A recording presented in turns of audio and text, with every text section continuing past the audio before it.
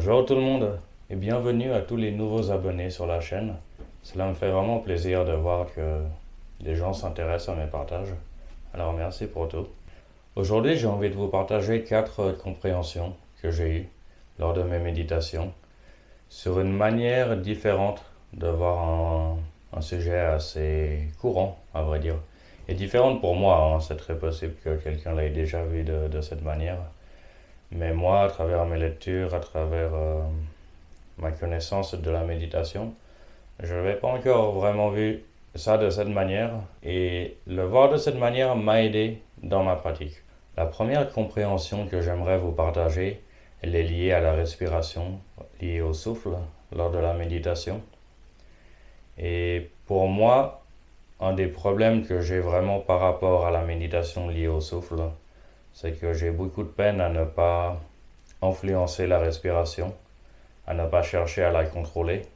En fait, je me suis rendu compte que c'est parce que en observant le souffle, je l'observais du point de vue du mental, du point de vue du conscient. C'est sa nature au mental, au conscient, à l'ego, d'essayer de contrôler ce qu'il observe, d'essayer de le modifier. C'est c'est sa nature et c'est ce à quoi il sert, c'est sa force. C'est pas quelque chose de négatif en soi, mais dans le cadre d'une méditation, on essaie d'observer le souffle. C'est trompeur parce que ce qui peut se passer, c'est qu'on va rester 20 minutes à plus ou moins contrôler notre respiration en se disant qu'on médite sur la respiration. Ce qui peut être bien aussi, ça peut être un exercice de concentration. Mais là, la manière dont j'ai décidé de l'aborder et qui, moi, me paraît plus intéressante, elle est liée à tout le travail de désidentification que je fais par rapport au mental, par rapport à l'ego. En fait, c'est vraiment de se poser en tant qu'observateur en laissant l'inconscient continuer à respirer. En fait, rechercher à que la respiration reste 100% inconsciente malgré le fait qu'on l'observe. Et c'est plus dur que ça peut ne le paraître. Parce que vraiment, on va avoir tendance à influencer, même de manière minime, parfois, la respiration en l'observant. Et réussir à se placer vraiment complètement en retrait, de n'avoir aucune influence par rapport à la respiration, et de juste laisser l'inconscient respirer devant nous. C'est un très bon moyen pour réussir à dissocier les deux de notre esprit. Avoir vraiment le mental qui observe et la conscience dans l'inconscient qui agissent au-delà du mental. Pour moi, voir les choses de cette manière-là, pas juste en disant oui, il faut observer la respiration, qui moi me parlait pas vraiment, j'avais besoin de plus de détails par rapport à ça, mais de me dire ok, j'observe avec mon ego l'inconscient qui respire, ce qui me permet de les dissocier, ce qui me permet après de choisir dans lequel des deux j'ai envie de me placer. Parce que ce qui est très intéressant une fois qu'on arrive à suffisamment se dissocier de l'ego, c'est qu'on peut continuer à l'utiliser comme un outil. C'est d'ailleurs son rôle, c'est son point fort, il est très efficace pour accomplir des choses. Et on peut déplacer notre sentiment d'identité, d'identification, à d'autres choses, que ce soit la conscience personnelle, la conscience universelle. Après, c'est très large. Et je ferai une vidéo de toute manière plus poussée sur la désidentification. Mais par rapport à la respiration, de comprendre ça, moi, ça m'a beaucoup aidé. Le deuxième partage que je vais vous faire, il est également lié à la respiration. Et ça aussi, c'est juste à un moment donné, pendant que je méditais, tout d'un coup, j'ai vu la chose d'une manière différente. Et la voir de cette manière différente m'a aidé. En fait, c'est qu'à un moment donné, je me suis dit, plutôt que d'imaginer que je respire, je vais essayer d'imaginer que l'univers me respire. Dans le sens où, plutôt que de placer la partie active en moi, je place la partie active en dehors de moi. Et de nouveau, après, qu'on y croit ou pas, qu'on pense oui, de toute manière c'est moi qui contrôle, c'est musculaire, ou qu'on pense qu'il y a une force plus large, peu importe. C'est pas très important le point de vue qu'on a par rapport à la question. Ce qui est important, c'est qu'on essaye de jouer en fait avec notre capacité à s'identifier à quelque chose. Et plus on joue avec ça, plus on se rend compte qu'en fait l'identification c'est vraiment quelque chose que l'on crée. c'est un choix d'une certaine manière, qui peut être conscient ou non. De la même manière que, par exemple, vous avez sûrement déjà vu ces vidéos où on met une main en plastique sur une table, on la frappe et la personne a quand même mal ou peur, parce que le cerveau a pas fait le lien, la différence entre la main en plastique et la vraie main.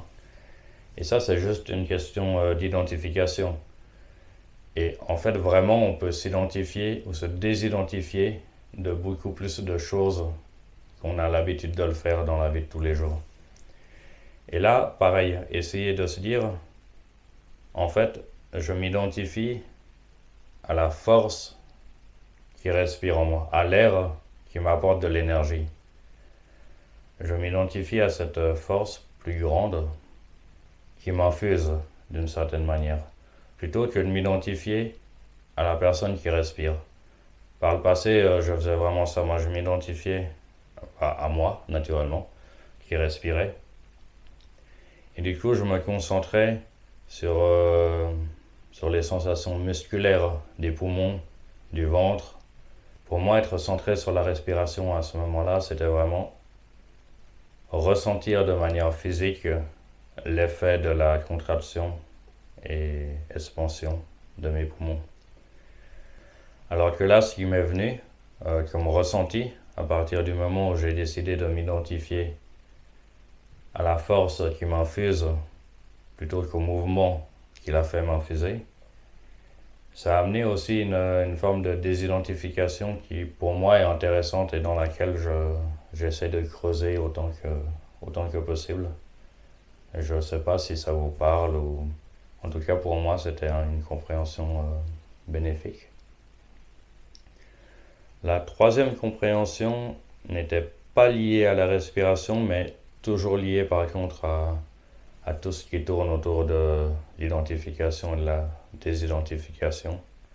C'est que en méditant habituellement, j'essaie de ressentir le vide à l'intérieur de moi et de laisser apparaître les choses et disparaître les choses, les sensations, que ce soit une pensée, un ressenti, peu importe. Il y a vraiment juste cette notion de laisser apparaître et laisser disparaître parce que, en fait, on a l'habitude de s'identifier à ce qui apparaît dans la conscience. Et la conscience, pour donner une définition très rapide et courte, c'est ce dans quoi quelque chose apparaît. On prend conscience de quelque chose à partir du moment où il apparaît dans notre conscience. Et une douleur apparaît, on a conscience de l'endroit où on a mal. Un sentiment apparaît, on en a conscience à partir du moment où on le ressent. Et en fait, ce que j'ai compris et remarqué à ce moment-là, c'est que oui, il y a ce vide dans lequel des choses apparaissent et c'est important d'apprendre à se désidentifier de ces choses, justement pour être de moins en moins bloqué dans une identité qu'on ne choisit pas, mais qui ne fait que d'apparaître en nous, d'une certaine manière. Mais derrière tout ça, et ça c'est quelque chose qu'on retrouve dans tout ce qui est tantra, shivaïsme du Cachemire. Je ne sais pas si c'est le cas dans le bouddhisme, j'ai peu étudié le bouddhisme, en tout cas dans le tantra ça se retrouve. C'est que non seulement il y a ce vide dans lequel des choses apparaissent, mais il y a aussi la conscience que la conscience a d'elle-même. Et c'est très très subtil, c'est vraiment très léger. Et en temps normal, c'est complètement noyé sous toutes les autres sensations. On ne le remarque pas du tout parce que on est complètement perdu dans des sensations très fortes, plus prenantes. Mais une fois qu'on a réussi pendant assez longtemps à prendre l'habitude de méditer, à prendre l'habitude de se désidentifier des sensations qui apparaissent dans la conscience, il y a une deuxième étape qui est vraiment intéressante, qui est d'accord, les choses continuent à apparaître, j'arrive à ne pas m'identifier à elles, mais maintenant, sous ça, j'aimerais réussir à trouver la conscience que la conscience a d'elle-même. En fait, ça, à partir du moment où on arrive à le toucher, Et ça m'arrive parfois, mais c'est vraiment, je prétends pas atteindre des états de méditation très profonds à chaque fois que je médite, un loin de là. C'est un processus. Mais le fait d'avoir ressenti ça une fois, déjà d'avoir compris que je pouvais rechercher ça, que je pouvais rechercher la conscience, que la conscience est d'elle-même, à chaque fois, ça permet petit à petit de la faire ressortir, de rendre la conscience plus consciente. Et l'avantage de ça, c'est que plus elle est présente à nous, plus c'est possible de déplacer notre point d'identification de l'ego, du mental, des sensations à la conscience. Et l'avantage de faire ça, c'est de la conscience, c'est une infinité de possibles. Alors que l'ego et les sensations, c'est déjà quelque chose de déterminé. Et réussir à déplacer notre identité de quelque chose de déterminé à une infinité de possibles, c'est en partie ce qui nous permet de recréer, de refaçonner quelque chose qui nous correspond plus, qui n'est pas uniquement dû à des traumas, des blessures, mais quelque chose qui nous permet vraiment d'évoluer. Alors voilà, j'espère que c'est des idées qui peut-être vous seront utiles à vous aussi dans votre pratique de la méditation et dans votre recherche, si vous l'avez, des identifications de l'ego. Merci à tous, bonne journée. Ah, et j'ai oublié, à chaque fois j'oublie. Si vous avez aimé la vidéo, s'il vous plaît, n'hésitez pas à mettre un like. Pour une petite chaîne comme la mienne, le moindre like aide énormément au niveau de l'algorithme. Alors, si vous voulez soutenir mon projet, n'hésitez pas. Merci.